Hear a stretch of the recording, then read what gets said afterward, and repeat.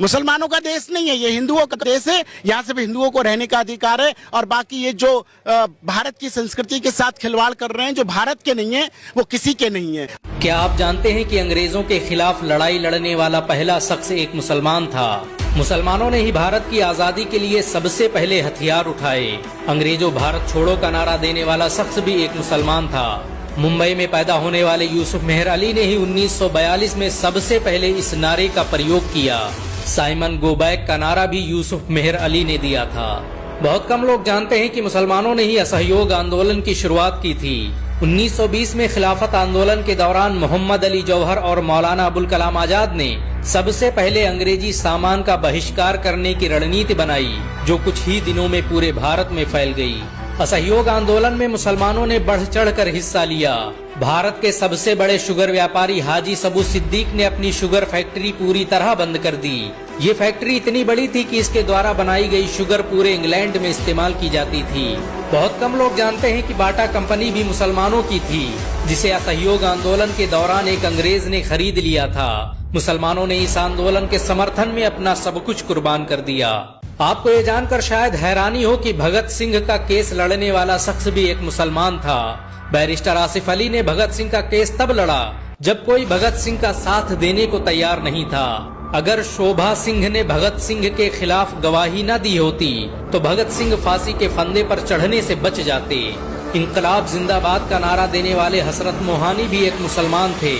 उन्होंने ही भारत की आजादी की रूपरेखा तैयार की थी। इतिहासकारों के मुताबिक 1857 में होने वाले विद्रोह में 50,000 से अधिक उलमाओं को फांसी दी गई और लाखों मुसलमान सरेआम कत्ल कर दिए गए। 1857 में दिल्ली से लेकर कलकत्ता की रोड पर कोई ऐसा पेड़ नहीं था जिस पर मुस्लिम उलमाओं की लाशें न टंगी हों। मुसलमानों ने ही भारत की आजादी के लिए पहली जंग लड़ी। मैसूर के सुल्तान हैदर अली और उसके बेटे टीपू भारत की आजादी के लिए शहीद होने वाले पहले शासक थे। मशहूर क्रांतिकारी अशफाकुल्लाह खान सबसे कम उम्र में फांसी पाने वाले भारत के पहले व्यक्ति थे। औरंगजेब के शासनकाल में अंग्रेज कभी भारत में दाखिल न हो सके। बहुत कम लोग जानते हैं कि जय हिंद का नारा एक मुसलमान आबिद हसन सफानी ने दिया था। ये नारा आज भी भारतीय सेना और शासकीय प्रणाली में सम्मान स्वरूप इस्तेमाल किया जाता है। तिरंगे का निर्माण करने वाली सुरैया तैयब जी भी एक मुसलमान थी। उन्होंने ही भारत के राष्ट्रीय ध्वज को वर्तमान रूप दिया था। हैदराबाद में जन्मी सुरैया तैयब जी के जरिए बनाया गया तिरंगा आज भी पूरे भारत में लहरा रहा है। मुसलमानों ने भारत के लिए जो किया वो आज तक कोई नहीं कर पाया। कानपुर में पैदा होने वाले अजीमुल्लाह खान ने ही मादरे वतन भारत की जय का नारा दिया था, जिसमें बाद में कुछ सांप्रदायिक लोगों ने माता शब्द जोड़ दिया। आपको ये जानकर शायद हैरानी हो कि भारत का पहला राष्ट्रीय गीत अजीमुल्लाह खान ने ही लिखा था। बहुत कम लोग जानते हैं कि मौलाना कासिम नानोतवी ने दारुल उलूम देवबंद की स्थापना अंग्रेजों को भारत से निकालने के लिए की थी। इस मदरसे का मकसद देश में ऐसे नौजवानों को पैदा करना था जो भारत की आजादी में योगदान दे सकें। रेशमी रुमाल आंदोलन की शुरुआत करने वाले मौलाना महमूदुल हसन और मौलाना उबैदुल्ला सिंधी दारुल उलूम देवबंद के ही छात्र थे।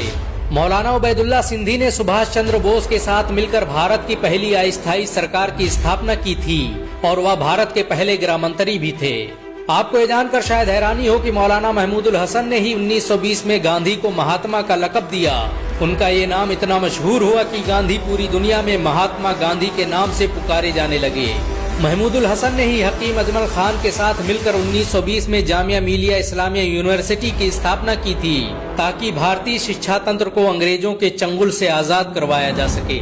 आपको ये जानकर शायद हैरानी हो कि काला पानी जैसी दर्दनाक सजाओं को पाने वाले 90% से अधिक लोग मुसलमान थे। अंडमान निकोबार में आज भी सबसे ज्यादा कब्रें मुसलमानों की हैं। मुसलमानों के अलावा दूसरे लोगों ने काला पानी से बचने के लिए न सिर्फ माफीनामे लिखे बल्कि अंग्रेजों की मुखबरी भी की। मुसलमानों ने ही अंग्रेजों के खिलाफ सबसे पहले हथियार उठाए।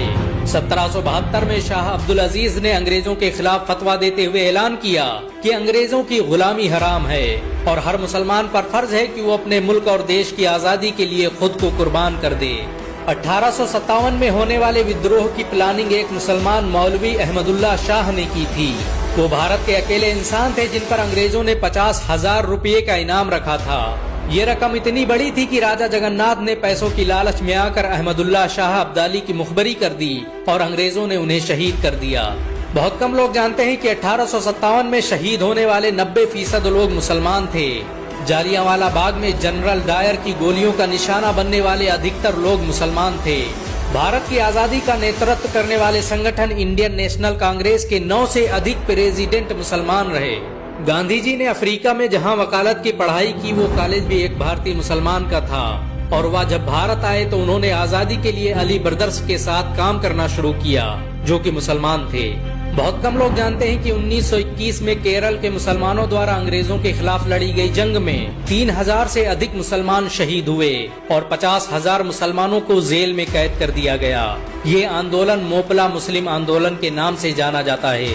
1942 में शुरू हुए भारत छोड़ो आंदोलन की रूपरेखा मौलाना अबुल कलाम आजाद ने तैयार की थी। संविधान निर्माता डॉक्टर भीमराव अंबेडकर को पहचान दिलाने में मुसलमानों का बड़ा योगदान रहा। 1946 में जब भीमराव अंबेडकर दलित होने की वजह से इलेक्शन हार गए तो बंगाल मुस्लिम लीग ने उन्हें मुस्लिम इलाकों से इलेक्शन लड़ने की दावत दी। इस तरह भीमराव अंबेडकर संविधान सभा का हिस्सा बन सके। अगर मुसलमान भीमराव अंबेडकर को इलेक्शन न जिताते तो उन्हें कभी भारत का संविधान लिखने का मौका न मिलता। भारत की आजादी के लिए सबसे ज्यादा लेख, शायरी, गीत और किताबें मुसलमानों ने ही लिखी। अल्लामा इकबाल के जरिए लिखा गया सारे जहां से अच्छा आज पूरे भारत में गाया जाता है।